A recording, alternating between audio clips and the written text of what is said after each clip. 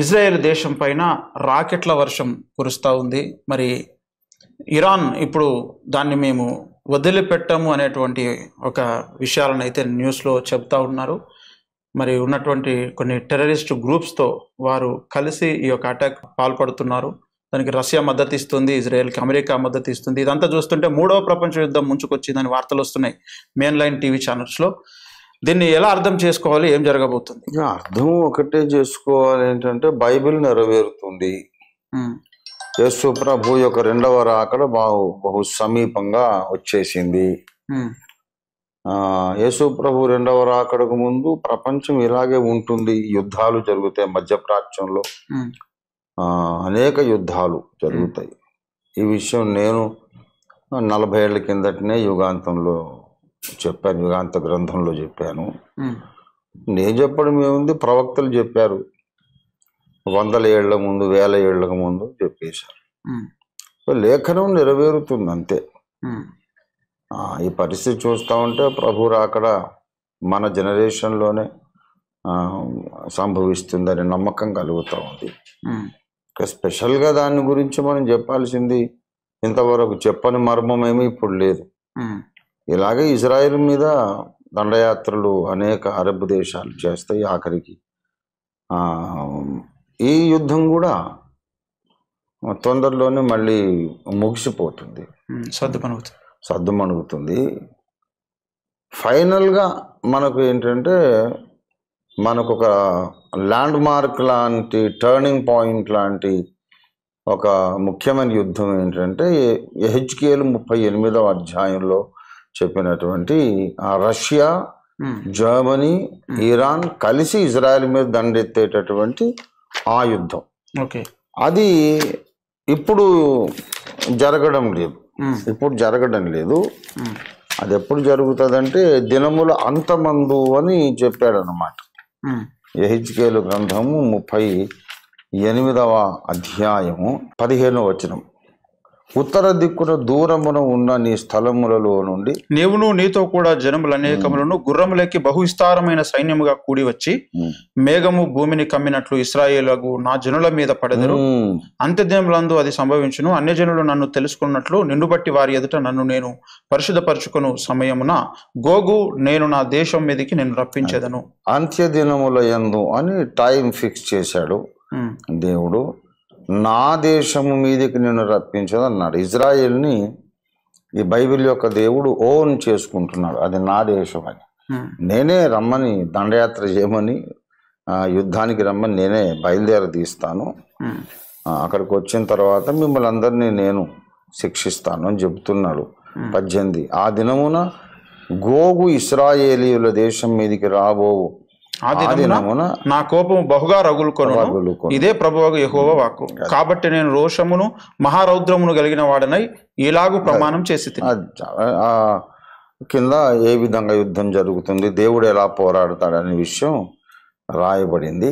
మరి ఇక్కడ 3వ అధ్యాయంలో రోషునకును మెషకునకును తుబారునకును అధిపతివైన గోగు, నేను నిన్ను వెనుకకు త్రిప్పి నీ దవడలకు గాలములు తగిలించి నిన్నును నీ సైన్యం అంతటిని గుర్రములను మహాసైన్యముగా బయలుదేరదీసేదను. నీతో కూడిన పారసీక దేశం అంటే ఇరాన్, ముందేమో రోషు అంటే రష్యా, పారసీక దేశము. ఆ తర్వాత ఇంకా కొంతమంది కూడా వాళ్ళతో పాటు కలుస్తారు అని చెబుతున్నాడు. 6వ వచనం గోమెరు అంటే జర్మనీ. కనుక వీళ్ళు Germany and Iran under the leadership of Russia. రష్యాయే దండెత్తుతుంది ఇజ్రాయెల్ మీద, ఇరాన్ సహకరిస్తారు, జర్మనీ కూడా కలిసి వస్తుంది. అది ఒక నిర్ణయాత్మకమైన ఒక వార్ అన్నమాట. అది జరిగిన తర్వాత 7 నెలలు ఆ శవాలను పాతిపెట్టుకుంటూ ఉంటారు ఇశ్రాయేలీలు. వాళ్ళ మీదకి వచ్చిన ఈ విదేశీ సైన్యాలన్నీ కూడా, బహుళ దేశాల సైన్యాలన్నీ కూడా శవాల కుప్ప అయిపోతారు. పరలోకం నుండి దేవుడే డైరెక్ట్గా ఫైట్ చేస్తాడు. భూకంపము ద్వారా, వడగండ్ల వాన ద్వారా, అగ్ని ప్రమాదాలు సృష్టించడం ద్వారా ఆ సైనికులకు పిచ్చి వచ్చేసి వాళ్ళు మతిస్థిమితం తప్పి ఒకళ్ళనొకళ్ళు చంపుకుంటారు సైనికులు.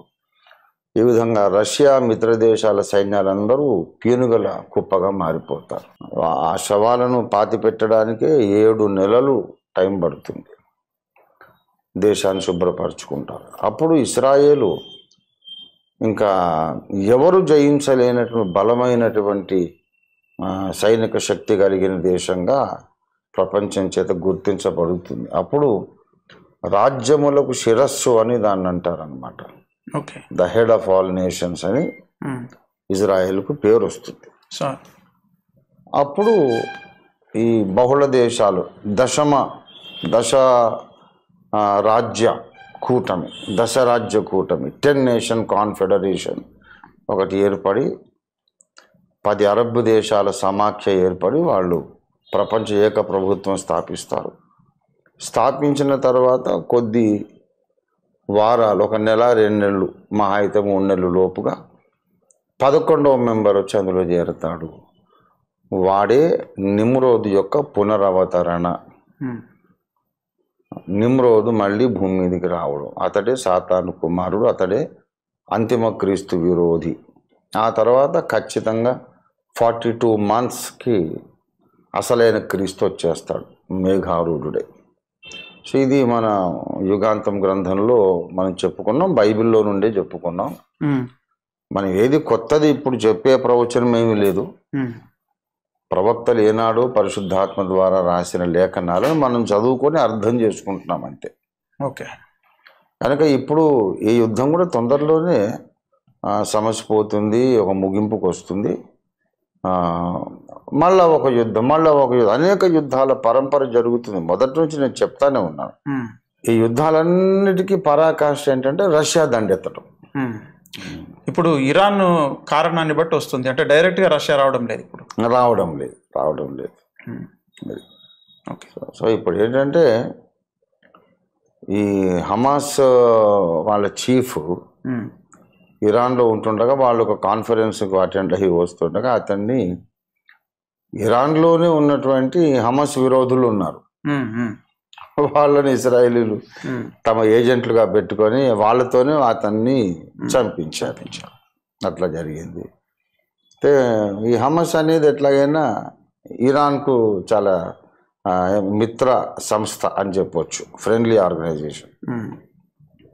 మా దేశంలో మాకెంతో స్నేహపూర్వకంగా ఉన్న ఈ ఉగ్రవాద నాయకుడిని మా గడ్డ మీదనే చంపించారు. కనుక ఇజ్రాయెల్ని మేము దండిస్తాము, పగ తీర్చుకుంటామని ఇరాన్ అధ్యక్షుడు ప్రకటించారు. దాంతో మళ్ళీ వార్ స్టార్ట్ అయిపోయింది. సో ఇది మళ్ళీ కొంతకాలం అయ్యాక మళ్ళీ కాల్పుల విరమణ జరుగుతుంది, మళ్ళీ కొంతకాలం ప్రశాంతంగా ఉంటారు, మళ్ళీ ఇంకో యుద్ధం జరుగుతుంది. ఇక టైం చాలా దగ్గరికి వచ్చేసి ఎవరికి ఇష్టమున్నా లేకపోయినా చారిత్రక పురుషుడైన నజరేయుడైన యేసు మరియ కుమారుడు మరణించి లేచిన పునరుద్ధానుడు దృశ్య రూపంలో మళ్ళీ భూమి మీదకి వస్తాడు. ఇదేదో ఫిక్షన్ లాగా నమ్మడానికి వీల్లేని ఏదో కథలాగా ఉంటుంది, కానీ this is a fact that is stranger than fiction. కల్పనా కథలను మించిన అద్భుతంగా ఉండబోతున్నటువంటి ఒక యథార్థ సంఘటన యేసు 2వ రాకడ. అది క్రైస్తవులందరికీ తెలుసు. నేనేం చెప్పే కొత్త విషయమేం కాదు. ప్రపంచంలో బైబిల్ బిలీవింగ్ క్రిస్టియన్స్ అందరికీ బాగా తెలుసు. అది మన యొక్క శుభప్రదమైన నిరీక్షణ. మనందరం ఎదురు చూస్తున్నాం దాని కొరకే. యేసయ్య వస్తున్నాడనే ఆ ఆశతోనే ఆయన కొరకు ఎన్ని కష్టాలన్నా మనం ఇక్కడ అనుభవిస్తున్నాం, ఆనందంగా ఆయన కొరకు కష్టపడుతున్నాం. ఓకే సార్, ఇప్పుడు అంత్యదినములందు అది సంభవించును అన్నాడు. ఇప్పుడు అంత్యదినము ఇదే అని, ఇప్పుడే అని ఏ సూచనను బట్టి అనుకోవాలి? ఇవి జరిగినప్పుడు అనుకోవాలి. ఈ యుద్ధాలు జరిగినప్పుడు అంత్యదినాలు అనుకోవాలి. అంత్యదినముల యందు మాగోగు దేశపు వాడైన గోగు రోషుకు అధిపతి అయిన వాడు వస్తాడని ఉంది కదా. వాడు ఎప్పుడు వస్తే అప్పుడే అంత్యదినాలు అనుకోవాలి. అంటే ఇప్పుడు కూడా రష్యా ఏదో ఒక కారణంతో వచ్చింది కాబట్టి దీన్ని అంత్యదినం అనుకోవడానికి లేదు. అంటే అంత్యదినాలలో దీని కూడా దినములు అని బహువచనం ఉందిగా. అంటే ఇప్పుడు బిగిన్ అయ్యి అప్పటి వరకు ఎండ్ అవుతుందని అనుకోవాలి. అవును. ఈ అంత్య దినములు అనే కాలఘట్టం ప్రారంభమైంది. ఎప్పుడంటే ఇస్రాయేల్ మళ్ళీ దేశంగా ఏర్పడ్డప్పటి నుంచే ప్రారంభం. అంత్య దినాలు అనేవి అప్పటి నుంచే ప్రారంభమైంది. చాలామంది అనుకున్నారు ఇజ్రాయేలు రాజ్యంగా ఏర్పడడమే అన్యజనముల కాలములు సంపూర్ణమైపోవడం, అంటే ఇజ్రాయేల్ మీద అన్యజనము యొక్క సుప్రీమసీ, పరిపాలన అధికారం, ఇజ్రాయేలును అన్యులు పరిపాలించే ఆ ఘట్టం అయిపోయింది. వాళ్ళ దేశం వాళ్ళు ఏలుకుంటున్నారు కనుక ఇంకా ప్రభు రాకడ వచ్చేస్తుంది. అప్పుడే యేసు రాకడని అప్పుడే ఎక్స్పెక్ట్ చేశారు. మా చిన్నతనంలో మేము విన్న ప్రసంగాలు అవే. ఈ రాత్రో రేపో ఏ గడియో ప్రభు వచ్చేస్తాడు, imminent coming, he can come any moment, no more fulfillment of any signs required. Israel రాజ్యంగా ఏర్పడిందంటే ఇంకా నెరవేరాల్సిన సూచనలు ఏవీ లేవు. అన్ని సూచనలు నెరవేరిపోయినాయి. ఎనీ మూమెంట్ యేసు ప్రభు వస్తాడు అని మా చిన్నతనంలో మా ఐపీసీలో పాస్టర్ గారు కానీ ఇంకా అనేక మంది పాస్టర్స్ అలా బోధలు చేసేవారు. తర్వాత ఇప్పుడు మనం చెప్పుకుంటూ వచ్చాము ఏంటంటే ఇస్రాయేలు ఏర్పడ్డప్పుడు అన్యజనుల కాలములు సంపూర్ణం కాలేదు. అన్యజనముల కాలములు ఎప్పుడు సంపూర్ణమవుతాయో యుగాంతంలో చెప్పారు. ఇప్పుడు ఇంగ్లీష్ యుగాంతంలో the end of the present ఏజ్లో కూడా ఇంకా క్లారిఫై చేశాను. అన్యజనుల ప్రవేశ కాలము ఎప్పుడు సంపూర్ణమైపోతుంది అంటే కడబోర ధ్వనించినప్పుడు అనే సంగతి మనం లేఖనాల్లో నుంచి చెప్పాం. ఇంకా నెరవేరాల్సిన సూచనలు చాలా ఉన్నాయి. మొట్టమొదట భ్రష్టత్వం సంభవించి నాశన పాత్రులకు పాప పురుషుడు బయలుపడితేనే కానీ ఆ దినం రాదు. నెరవేరవలసిన ఆఖరి ఖచ్చితమైన సూచన అబద్ధ క్రీస్తు బయలుపడడమే. ఇది 2వ దశలోనిక 2వ అధ్యాయంలో మనం నేర్చుకున్నాం. కనుక అంత్య దినాలు అనేవి 1947-48లో ప్రారంభమై ఇక ఈ రష్యా దండెత్తబోతున్న ఆ కాలఘట్టం దాకా ఇవన్నీ అంత్య దినాలే. Okay sir. అంటే ఇప్పుడే ఇంకా అయిపోదు, ఇంకా కొంత టైం ఉంది. ఎంత ఉంది? ఒక కొద్ది ఇంకో 50, 60, 100 ఏళ్ళు అయితే ఉండదు. అంతవరకు అయితే ఉండదు. తొందరలోనే ప్రభు వచ్చేస్తాడు. ఓకే.